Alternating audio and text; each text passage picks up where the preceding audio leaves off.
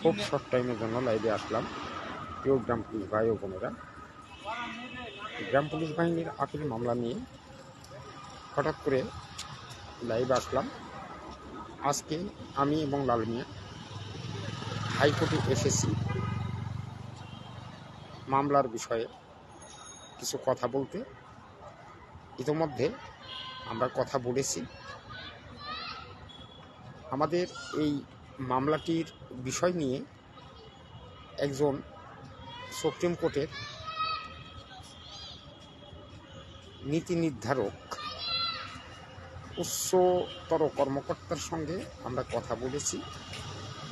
আসলে আমাদের যে মামলাটি, আপিল মামলাটি চলমান রয়েছে, সেই মামলায় রাষ্ট্রপক্ষবাদী, রাষ্ট্রপক্ষ রাজি হচ্ছে না বিধায়ী মামলাটি শুনানি হচ্ছে না। তবে আমরা যেটুকু জানতে পেরেছি, মামলার পূর্ববর্তী একটি মামলার শুনানি হওয়ার আগে মামলার কিছু কাজ থাকে, যে কাজগুলো কোনো আইনজীবী করে না, এই কাজগুলো করে তদবিরকারকরা, তাদেরকে করতে হয়। এই মামলাটি নিয়ে আমরা যখন কোর্টে আসলাম, আমরা দেখলাম যে মামলাটির আসলে সেভাবে তদবির হচ্ছে না, মামলাটি অবহেলায় পড়ে রয়েছে বিধায়ী মামলাটি সুপ্রিম কোর্টের কার্যতালিকায় ওঠানামা করছে। আর এভাবে চলতে থাকলে দীর্ঘদিন কেটে যাবে, কিন্তু মামলাটি শুনানি হবে না। আপনারা যারা আমাদের শুভাকাঙ্ক্ষী গ্রাম পুলিশ ভাই ও বোনেরা রয়েছেন, আইনি পন্থায় যদি আমাদের মৌলিক অধিকার বলবৎকরণের জন্য কাজ করতে হয়, তাহলে আপনাদেরকে পাশে দাঁড়াতে হবে, আপনাদেরকে থাকতে হবে। কারণ এটি একটি বৃহৎ জাতির মামলা। এই বৃহৎ জাতির মামলা শুনানি করতে বৃহৎ জাতিকেই লাগবে। সেই জাতি ছাড়াই এই মামলা কোনোভাবেই শুনানি করানো সম্ভব নয়। তবে আমরা কথা বলে যেটা জানতে পারলাম, যে আগামী ফেব্রুয়ারি মাসেও শুনানির কোনো সম্ভাবনা নেই। তবে যদি তদবির ভালোভাবে করা যায়, রাষ্ট্রপক্ষের সাথে যদি লিয়াজোন মেনটেন করে তাদেরকে রাজি খুশি করে তাদের দিয়ে আবেদন করানো যায়, তাহলে মামলাটি দ্রুত শুনানি করানো সম্ভব। আর এই কাজটি করানো তেমন একটি জটিল বিষয় না, জটিল কোনো প্রক্রিয়া না। ইচ্ছা করলেই এবং যদি আমরা আমাদের গতিতে এগিয়ে যাই, তাহলে কিন্তু মামলাটি শুনানি করানো যাবে।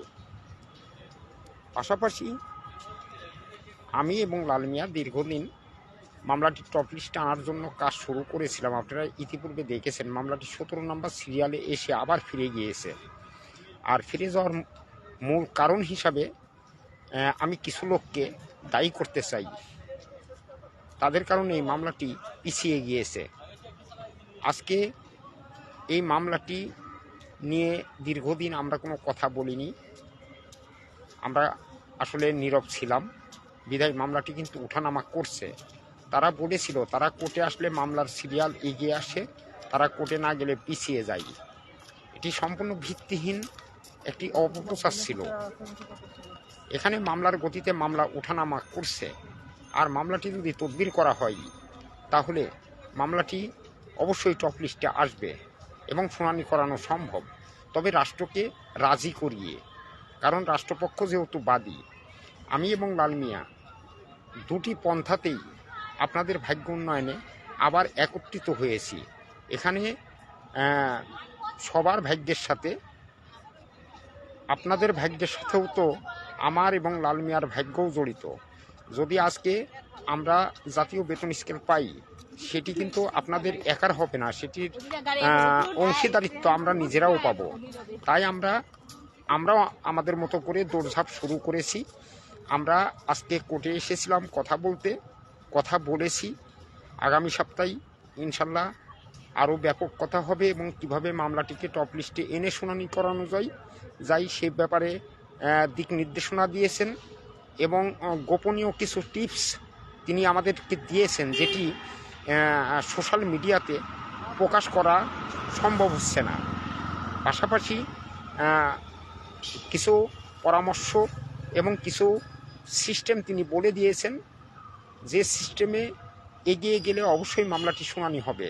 আর আগামীকালকে আমরা সরকারের সাথে সরকারের বিশেষ নীতি নির্ধারক মহলের দুজন ব্যক্তির সাথে আগামীকালকে আমাদের সাক্ষাৎ হবে। আমরা কথা বলবো, যদি সরকার থেকে আমাদের কিছু একটা করে দেয়, তাতেও আপাতত বেঁচে যাবে 47,000 গ্রাম পুলিশ সদস্য এবং তাদের পরিবারবৃন্দ। তাই আমরা কালকে তাদের সাথেও কথা বলবো। ইতিমধ্যে কিন্তু আপনারা দেখেছেন দ্বাদশ জাতীয় সংসদের প্রথম অধিবেশনে, অর্থাৎ 4 তারিখের যে জাতীয় সংসদ অধিবেশনটি হয়েছে, সেই জাতীয় সংসদ অধিবেশনে কুষ্টিয়া 2 আসনের এমপি মহোদয় কামরুল আরেফিন মহোদয় তিনি গ্রাম পুলিশের ব্যাপারে কথা বলেছেন এবং দাবি উপস্থাপন করেছেন। আমরা চেষ্টা করছি যে সরকারের দায়িত্বে যারা রয়েছে, অর্থাৎ মাননীয় এমপি মহোদয়গণ এবং মন্ত্রী মহোদয়গণ, তাদের দিয়ে মহান জাতীয় সংসদের মাধ্যমে যদি আমরা আমাদের সুফল বয়ে আনতে পারি, তাহলে এটিও আমাদের জন্য মঙ্গল হবে। সেই লক্ষ্যে আমরাও কাজ শুরু করছি এবং বিভিন্ন জায়গায় যাচ্ছি। আপনাদের অবশ্যই সাপোর্ট লাগবে, আপনাদের সমর্থন লাগবে, আপনাদেরকে সাথে থাকতে হবে। 47,000 গ্রাম পুলিশকে সাথে নিয়েই আমরা আমাদের কাজ অব্যাহত রাখব, এই প্রত্যাশা রেখে আপনাদের সকলের দোয়া ও সমর্থন প্রত্যাশা করে আজকের এই সংক্ষিপ্ত লাইভ থেকে বিদায় নিচ্ছি। সকলে ভালো থাকুন, সুস্থ থাকুন এবং আমার পাশে এই যে লাল মিয়া আছে, লাল মিয়া 2-4টি কথা আপনাদের শেয়ার করে লাইভটি সমাপ্ত ঘোষণা করবেন। ধন্যবাদ, সকলে ভালো থাকুন। আসসালামু আলাইকুম প্রিয় গ্রাম পুলিশ ভাই বোনেরা, আশা করি আল্লাহর অশেষ রহমতে ভালো আছেন। বেশি কথা বলবো না, কারণ কথা বললেই সমস্যা। বেশি যত কম কথা বলা যায় তত ভালো। আপনাদের কল্যাণে আবারও এই মামলার দ্রুত শুনানির কাজ শুরু করেছি, ইনশাল্লাহ দোয়া করবেন খুব দ্রুত শুনানি যাতে করাতে পারি। পূর্বের ন্যায় আপনাদের সমস্ত লোকের সাপোর্ট চাই। যারা যারা পূর্বে সাপোর্ট করেছেন আবারও তারা জেগে ওঠেন, তারা সেই বিশ্বাস ভালোবাসা আপনাদের আবারও চাই। আর মজিবর ভাই বলেছেন না, সব কথা ফেসবুকে বলা যাবে না, মিডিয়াতে বলা যাবে না, যেগুলো আসলে ফোনে আপনারা বলাও ঠিক না, কিন্তু ফেসবুকে তো নাই। সব দিক দিয়ে ভালো আছে, আল্লাহ ভরসা, দোয়া রাখবেন। আর আগামীকালকে কিছু কাজ করব, সেগুলো আপনাদের জন্য, সেখানে আমার ভাগ্য জড়িত। তো যাই হোক, আপনারা সার্বিক বিষয়ে দোয়া করবেন, সাপোর্ট করবেন, এটা আশা করি। আর কালকেরগুলো কালকে দেখাবো, কালকের পোস্টের মাধ্যমে দেখতে পারবেন যে আমরা আসলে ঢাকা আছি কিসের জন্য, আপনাদের জন্য কি করলাম সেগুলো দেখতে পারবেন। ততক্ষণ পর্যন্ত আপনারা সকলে ভালো থাকবেন। আসসালামু আলাইকুম ওয়া রাহমাতুল্লাহি ওয়া বারাকাতুহু। ধন্যবাদ, সকলে ভালো থাকুন, সুস্থ থাকুন, এই প্রত্যাশায়। শুভরাত্রি।